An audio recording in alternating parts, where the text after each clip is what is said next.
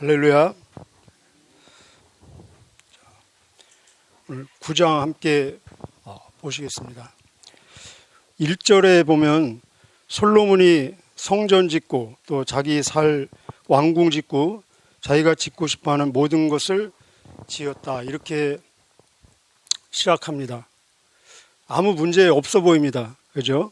그런데 이 1절 안에 솔로몬의 문제가 담겨 있습니다. 내용이 무엇인가는 나중에 다시 한번 보도록 하겠습니다. 솔로몬이 왕이 된 지 엊그제 같은데 벌써 한 25년 정도 된 것 같습니다.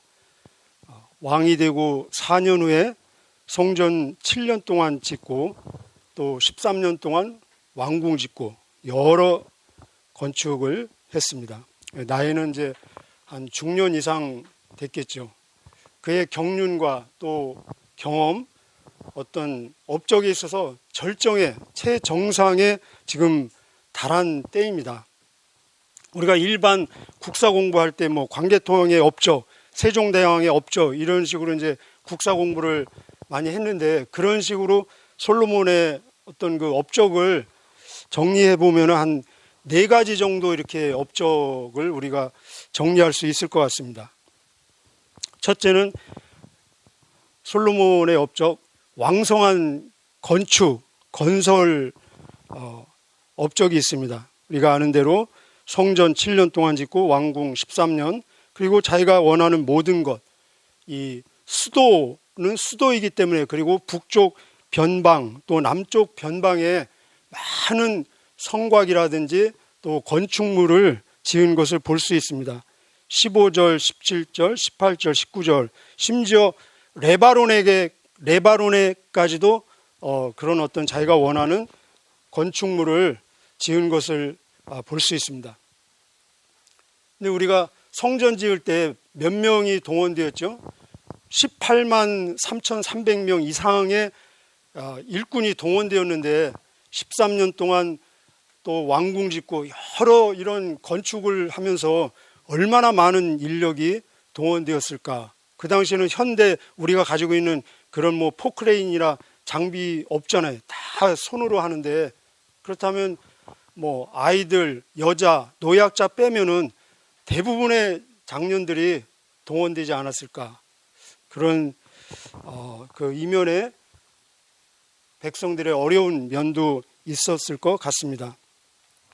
두 번째 업적은 그 활발한 해상 무역과 선박업, 그 배를 만드는 그런 업적을 볼 수 있습니다. 그 마지막 절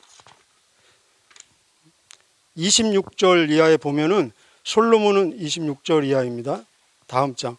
솔로몬은 에돔 땅 홍해 해안에 있는 엘랏 근처 에시온 게벨에서 배를 만들기도 했고, 히람 왕은 바다에 대해 잘 알고 있는 뱃사람들을 두고 있었습니다. 히람은 그 사람들을 솔로몬에게 보내어 솔로몬의 신하들을 돕게 했습니다. 그들은 솔로몬의 배를 타고 또 금을 싣고 오는 그런 내용들을 우리가 볼 수 있습니다. 원래 이스라엘이 농경, 목축 중심에서 이렇게 이제 상공업 그리고 애교, 아주 그 무역이 굉장히 발달하는 모습을 볼 수 있습니다. 다윗 시대 때는 주변 나라들이 싸워서 정복해야 될 대상이었다면은 솔로몬 때는 주변 나라들이 이 장사하고 무역하는 그런 애교의 대상으로 변한 것을 볼 수 있습니다. 그 이집트와도 무역을 했고, 심지어 지금의 아라비아 저 서남해까지도 진출을 하는 그런 모습을 볼 수 있습니다. 세 번째 솔로몬의 업적은 우리가 잘 아는 대로 이 엄청난 부의 축적, 경제적인 발전, 번영을 가져온 것을 볼 수 있습니다.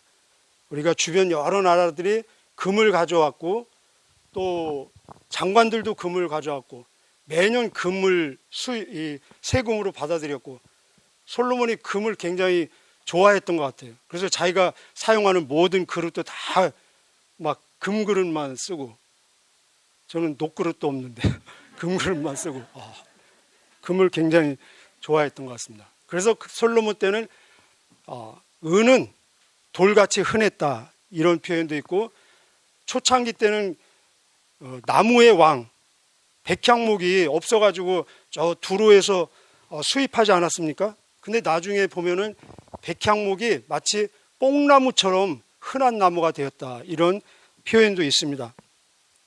근데 솔로몬은 이렇게 수입을 거둬들이고 축적하고 모으고, 그런데 나누고 베풀고 그런 표현은 별로 없습니다. 그래서 나중에 세금이 굉장히 무거워져 가지고 이 백성들의 원망을 듣는 모습도 볼 수 있습니다. 네 번째 솔로몬의 업적은 막강한 군사력을 얘기할 수 있습니다. 그 19절에 보면은 19절 한번 보실까요? 19절은 솔로몬 왕은 또 곡식과 그 밖에 건물을 저장해 둘 수 있는 성, 전차를 두는 성, 전차 두는 모든 군인들을 위한 성도 세웠습니다.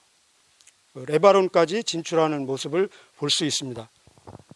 그리고 그 당시에 가장 그 말과 마차가 발달되어 있는 그 애굽에서 이런 것들을 수입해 오는, 지금으로 말하면 미국으로부터 이 최신 무기를 수입하는 그런 모습을 볼 수 있습니다. 그래서 주변 모든 대부분의 나라들이 이스라엘의 속국이 되어서 조공을 바치고 그리고 솔로몬을 섬기는 모습, 세상 모든 사람이 솔로몬의 얼굴을 보기를 원했다 그런 표현도 있습니다. 세상 모든 사람들이 솔로몬의 팬이 된 거예요. 팬클럽이 조성된 겁니다. 이 얼마나 이 막강한 힘이 아니겠습니까? 자,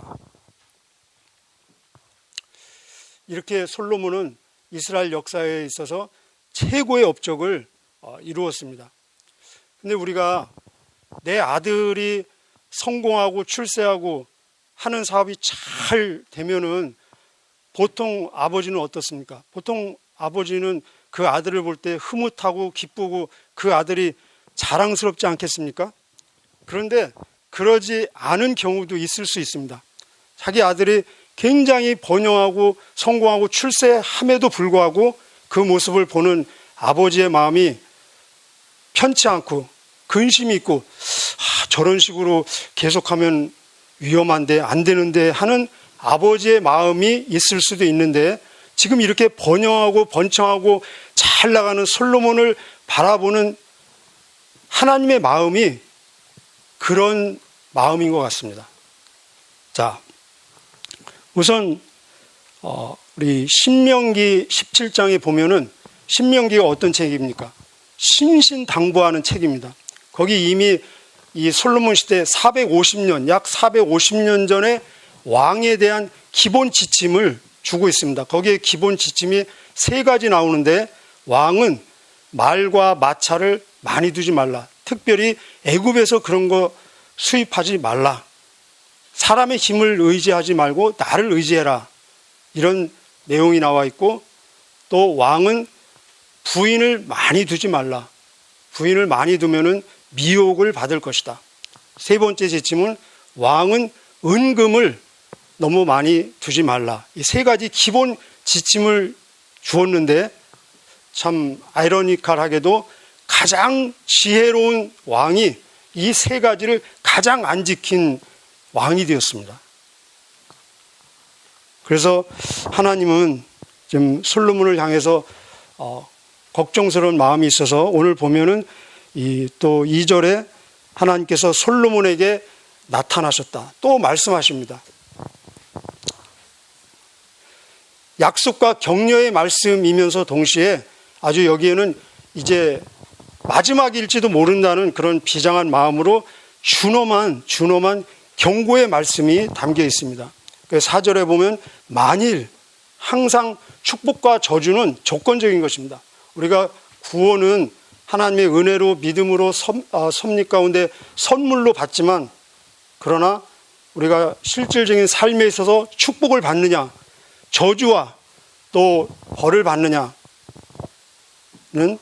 조건적이라는 것입니다. 그래서 여기도 보면 4절에 만약 내가 하나님의 말씀에 순종하면은 이런 축복을 받을 것이고, 그 6절 이하 더 많은 분량을 할애해서 6절 이하 그러나 만약, 또 만약입니다. 조건입니다. 만약 내가 하나님의 말씀에 순종하지 않고 말씀에 거역하고 계명을 지키지 않으면은 구체적으로 여기 어떤 내용이 나옵니까? 너희들을 이 땅에서 쫓아내겠다. 그리고 네가 그렇게 공들여 세운 성전도 헐어버리겠다.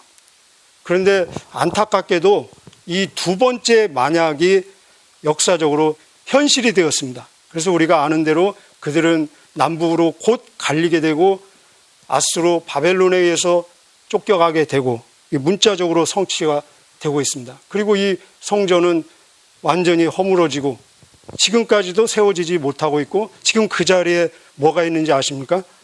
이슬람 사원이 있습니다. 이슬람 사원이 다 차지하고 있고, 그 옆에 조그마한 모퉁이에 통곡의 벽이라고 해서 이스라엘 사람들은 거기 와서 그 벽을 잡고 지금도 통곡하고 있습니다. 자, 왜 이렇게 되어가고 있을까? 제가 아까 1절에 문제가 있다고 그랬죠? 자, 1절 한번 보실까요? 1절. 솔로몬은 여호와의 성전과 자기가 살 왕궁과 자기가 짓고 싶어 하던 모든 것을 다 지었습니다. 아무 문제 없죠. 그죠? 근데 여기 문제의 내용은 자기가 짓고 싶어 하는, 근데 여기서 자기가 짓고 싶어 하는 원래 내용은 단순히 건축물, 그런 건물을 얘기하는 것이 아니라 자기가 하고 싶은 모든 것을 얘기하고 있습니다.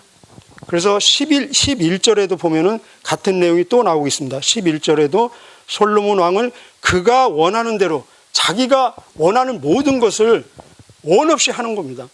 아무도 솔로몬의 하고 싶은 것을 제어할 수 있는 사람, 막을 수 있는 사람은 아무도 없었습니다. 이렇게까지 간 것입니다. 자, 솔로몬은 처음의 시작은 하나님 중심으로 시작한 삶인데 자기 중심으로 지금 변해가고 있는 것입니다. 하나님의 뜻을 이루는 삶으로 시작했는데 점차적으로 자기의 뜻을 이루어가는 삶으로 지금 변해가고 있는 것입니다. 우리가 사형리 그림 마지막 네 번째 단계인가요? 그런데 자기 왕국이 있고 그 안에 왕을 모시는 의자 있는데 그 의자 안에 예수님이 앉아있는 의자, 그리고 자기가 앉아있는 의자. 여러분, 당신은 지금 어디에 속합니까? 어디에 속하기를 원하십니까? 우리 그런 내용 다루고 있지 않습니까? 바로 이 자기 안에 왕을 모시는 그 자리에 하나님을 모시고 시작했는데 점진적으로 그 자리에 계신 하나님을 밀어내고 지금 자기가 자기의 왕이 지금 되어가고 있는 모습을 볼 수 있습니다. 이것이 우리에게 오늘도 주는, 나에게서 나오는, 세상이 주는, 사단이 주는 유혹이며 도전이며 시험일 수 있습니다. 세상은 우리에게 끊임없이 도전합니다. 그리고 유혹합니다. 네 마음대로 해라. 네 살고 싶은 대로 해라. 너를 기쁘게 해라. 너를 만족하게 해라. 후회 없는 삶을 위해서, 여러분, 후회 없는 삶을 다 살고 싶죠. 얼마 전에, 몇 년 전에 후회 없는 삶을 위해서 죽을 때 후회하는 것들 해가지고 책이 나온 거 있습니다. 물론 좋은 내용들 많이 있습니다. 정직하고 성실하고 남에게 친절을 베풀고. 그런데 포인트, 요지는 뭐냐? 너를 기쁘게 하기 위해서, 너를 만족시키기 위해서 원 없이 하라. 먹고 싶은 거 다 먹고, 가고 싶은 데 다 가보고, 원 없이 연애도 해보고, 만나고 싶은 사람 만나고, 원 없이 하라는 것이 메시지입니다. 근데 그 책이 베스트셀러가 되었습니다. 근데 세상은 그럴 수밖에 없죠. 하나님 없이는 그럴 수밖에 없습니다. 근데 그러면 과연 우리가 딱 죽음을 맞이하면서 정말 후회 없고 원 없고 만족할까요? 그렇지 않다는 것입니다. 우리가 나를 위한 삶을 살면 살수록 죽음에 대한 준비는 멀어집니다. 그런데 현실적으로 죽음은 가까워지잖아요. 그럼 죽음을 맞이했을 때 후회와 아쉬움과 미련은 더 커진다는 것입니다. 이렇게 원 없이 한 사람이 이 창세 이래로 솔로몬 같은 사람이 누가 있겠습니까? 하나님께서 이렇게 살면은 결과는 이렇게 된다는 하나의 샘플로 솔로몬을 지금 사용하고 계신 것입니다. 솔로몬은 전도서 2장에 보면은 내가 무엇인지 내 눈이 원하는 것을 내가 막지 아니하였고, 내가 무엇인지 내 마음이 즐거워하는 것은 내가 거절하지 아니했다. 하고 싶은 대로 모든 것을 다 했다. 그러면은 그런 고백이 나와야 하잖아요. 나는 여한이 없다. 나는 행복했다. 나는 만족하다. 나는 행복한 자로다. 세상에서 나 같은 행복한 사람이 있으면 나와봐라. 그래야 되잖아요. 그런데 그렇게 원 없이 하고 나서 한 그의 고백은 뭐냐? 모든 것이 헛되고 무익하고 내가 바람을 잡으려는 것처럼 살았다. 해 아래 다 무익하다.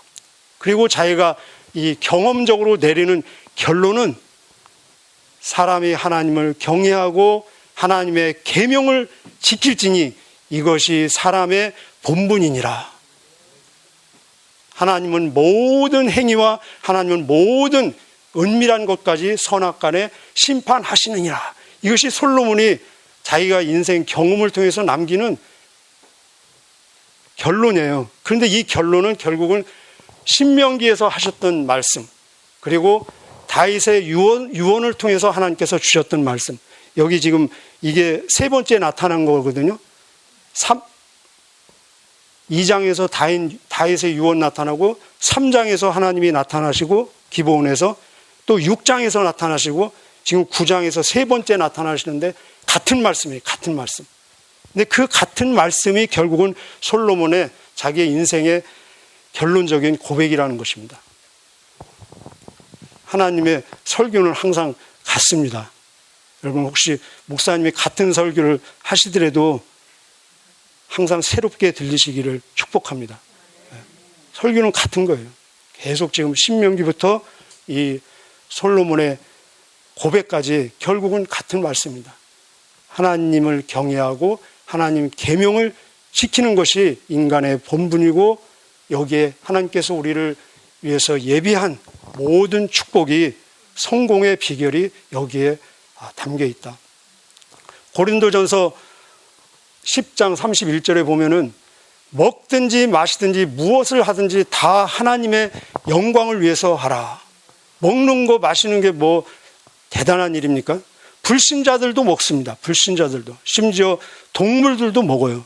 그런데 먹어도 하나님의 영광을 위해서, 마셔도 하나님의 영광을 위해서. 무슨 말씀입니까? 우리가 먹는 거 다 똑같습니다. 마시는 거 똑같습니다. 동물도 먹고 마십니다. 그런데 보이지 않는 데서는 이유가 다르다는 것입니다. 동기가 다르다는 것입니다.